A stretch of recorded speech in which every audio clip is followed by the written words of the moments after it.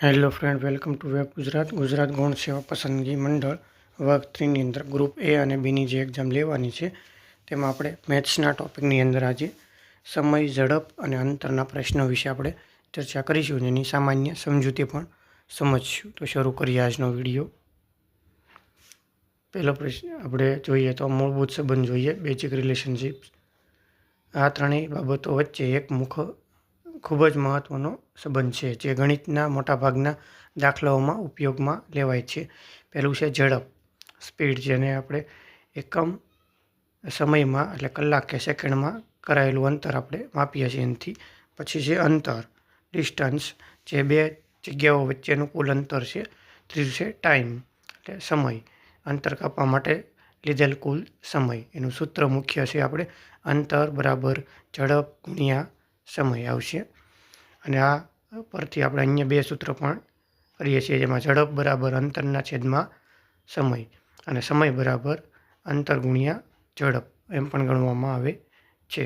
તો બીજું છે એકરૂપતા. આપણે એની જોઈએ તો દાખલાઓમાં ઘણીવાર ઝડપ કે કિલોમીટર પ્રતિ કલાકમાં આપી હોય અને જવાબ મીટર સેકન્ડમાં શોધવાનો હોય તો અથવા ઊંધું હોય તો ત્યારે નીચેના નિયમોનો ઉપયોગ કરીને આપણે જવાબ મેળવી શકીએ છીએ. કિલોમીટર પ્રતિ કલાકમાંથી મીટર સેકન્ડમાં ફેરવવા માટે ઝડપ બરાબર ઝડપના છેદમાં આપણે કહીએ ને તો કિલોમીટર જે હોય તે લખવાના અને એના છેદમાં 5/18 લખવાનું થાય. તે આપણે તેથી કિલોમીટર પ્રતિ કલાકમાંથી મીટર પ્રતિ સેકન્ડમાં ફેરવી શકાય. અને મીટર પ્રતિ સેકન્ડમાંથી કિલોમીટર પ્રતિ કલાકમાં ફેરવા માટે ઝડપ બરાબર ઝડપ ગુણ્યા 18/5 એમ આવશે, ઊંધું સૂત્ર આવશે. ત્રીજું જોઈએ સાપેક્ષ ઝડપ. આપણે જોઈએ જ્યારે બે વસ્તુઓ કે વાહનો એક સાથે ગતિ કરતા હોય ત્યારે સાપેક્ષ ઝડપનો ઉપયોગ થાય છે. જોઈએ બીજું સમાન દિશાઓ. જો બે વાહનો એક જ દિશામાં જઈ રહ્યા હોય તો તેમની સાપેક્ષ ઝડપ બંનેની ઝડપના તફાવત બરાબર જેટલી થાય. એટલે સાપેક્ષ ઝડપ બરાબર s1 - s2. વિરુદ્ધ દિશામાં આપણે જોઈએ જો બે વાહનો સામસામે આવી રહ્યા હોય તો તેમની સાપેક્ષ ઝડપ બંનેની ઝડપના સરવાળા જેટલી થાય છે. ઓલા બાદબાકી આવે, સરવાળા જેટલી થાય. તો સાપેક્ષ ઝડપ બરાબર s1 + s2. ચોથું છે ટ્રેન અને પ્લેટફોર્મના દાખલાઓ જે ખાસ પૂછાય તેની આપણે જોઈએ. જ્યારે કોઈ ટ્રેન કોઈ થાંભલો, વ્યક્તિ કે સિગ્નલને પસાર કરે ત્યારે તેને કાપેલું અંતર પોતાની લંબાઈ જેટલું જ હોય છે. જ્યારે કોઈ ટ્રેન કોઈ પ્લેટફોર્મ, પુલ કે સુરંગને પસાર કરે ત્યારે તેણે કાપેલું અંતર ટ્રેનની લંબાઈ પ્લસ પ્લેટફોર્મની લંબાઈ જેટલું હોય છે. હવે એના દાખલાઓ થોડાક જોઈએ અને સમજૂતી સાથે જોઈએ. આપણે સૂત્રનો ઉપયોગ કરીને ગણવાના થશે. પહેલો પ્રશ્ન છે આપણે એક કાર 72 કિલોમીટર પ્રતિ કલાકની ઝડપે દોડે છે તો તે 5 સેકન્ડમાં કેટલું અંતર કાપશે? તો 100 મીટર કાપશે. તેની સમજૂતી નીચે દર્શાવેલી છે સૂત્ર મુજબ. બીજો પ્રશ્ન એક વ્યક્તિ 600 મીટર લાંબો રસ્તો 5 મિનિટમાં કાપે છે તો તેની ઝડપ કિલોમીટર પ્રતિ કલાકમાં શોધો. તો 7.2 કિલોમીટર પ્રતિ કલાક જવાબ આવશે. ત્રીજો પ્રશ્ન જો કોઈ ટ્રેન 54 કિલોમીટર પ્રતિ કલાકની ઝડપે દોડે છે તો 300 મીટર અંતર કાપવા માટે તેને કેટલો સમય લેશે? તો 20 સેકન્ડ જવાબ આવશે. પ્રશ્ન ચોથો એક માણસ ઘરની ઓફિસ 4 કિલોમીટર પ્રતિ કલાકની ઝડપે જાય છે અને 6 કિલોમીટર પ્રતિ કલાકની ઝડપે પાછો આવે છે તો તેની સરેરાશ ઝડપ શોધો. તો 4.8 કિલોમીટર પ્રતિ કલાક થશે. પાંચમો પ્રશ્ન એક ટ્રેનની લંબાઈ 150 મીટર છે અને તે 54 કિલોમીટર પ્રતિ કલાકની ઝડપે જાય છે તો રેલવે પ્લેટફોર્મ પર ઊભેલા વ્યક્તિને પાર કરવા કેટલો સમય લાગશે? તો 10 સેકન્ડ લાગશે. પ્રશ્ન છઠ્ઠો 90 કિલોમીટર પ્રતિ કલાકની ઝડપને મીટર સેકન્ડમાં ફેરવો. તો આપણે સૂત્ર મુજબ કરીએ તો 25 મીટર સેકન્ડ થશે. સાતમો પ્રશ્ન એક સાયકલ સવાર 15 કિલોમીટર પ્રતિ કલાકને ઝડપે 4 કલાક અને 45 મિનિટનું અંતર કાપે છે, બરાબર? તો આપણે એને જોઈએ તો કેટલું એને કર્યું હશે? તો 71.25 કિલોમીટર કાપ્યું હશે અંતર. આઠમો પ્રશ્ન બે ટ્રેનોની ઝડપ નો ગુણોત્તર 4:5 છે. જો બીજી ટ્રેન 4 કલાકમાં 400 કિલોમીટર જાય છે તો પહેલી ટ્રેનની ઝડપ કેટલી હશે? તો 80 કિલોમીટર પ્રતિ કલાકની હશે. 9મો પ્રશ્ન, 200 મીટર લાંબી ટ્રેન 72 કિલોમીટર પ્રતિ કલાકની ઝડપે દોડે છે. તે 300 મીટર લાંબા પ્લેટફોર્મને પાર કરવા કેટલો સમય લેશે? તો 25 સેકન્ડ લેશે. 10મો પ્રશ્ન, જો કોઈ વ્યક્તિ ચોક્કસ અંતર 30 કિલોમીટર પ્રતિ કલાકની ઝડપે કાપે છે અને 60 કિલોમીટર પ્રતિ કલાકની ઝડપે પાછો આવે છે તો સરેરાશ ઝડપ શોધો. 40 કિલોમીટર પ્રતિ કલાક.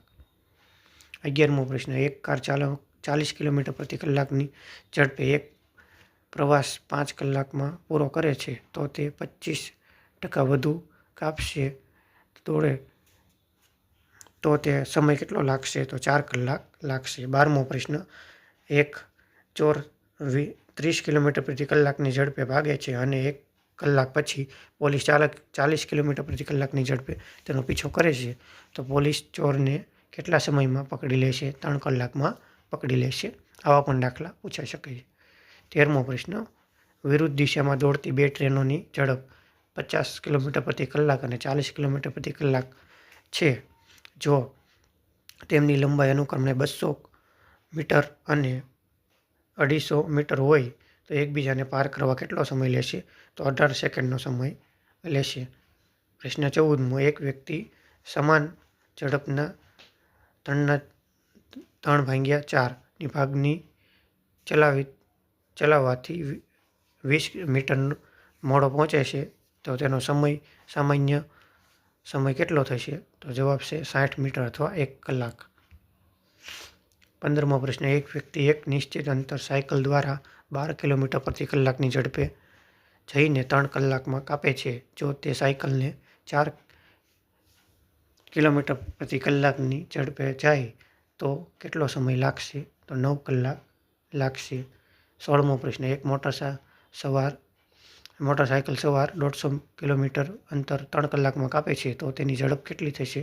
50 કિલોમીટર પ્રતિ કલાકની થશે.